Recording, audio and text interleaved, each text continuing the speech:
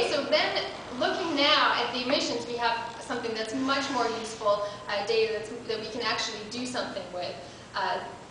Finally, we know something, and we know that more than 50% of this park's emissions come from stationary combustion, and over a quarter come from purchased electricity. 3% from staff travel, which is actually less than what we expected, and that's both air and rail travel.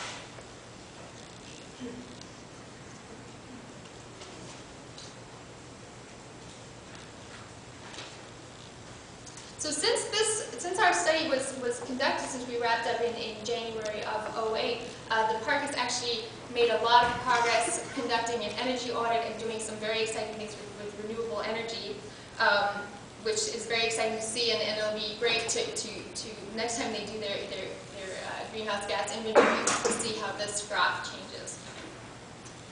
So basically, to wrap up, I'd like to stress that from our experience doing this is that the exercise is most useful for looking at emissions.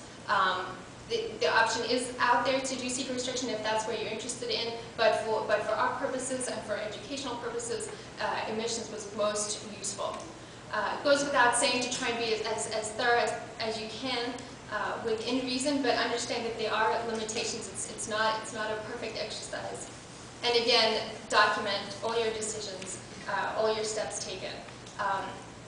Dayton Duncan said this quote on Monday, and just to paraphrase, one's experience in the park is not theoretical, but personal. And as soon as he said it, it made me think of our experience with carbon footprint. It's different for each park, different for each organization, and we can learn a lot from each other, from sharing our experiences.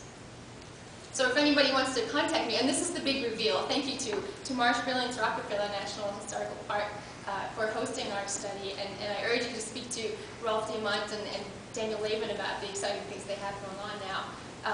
But if you'd like to contact me to share some ideas and thoughts on your experiences, I'd love to hear from you. Thank you.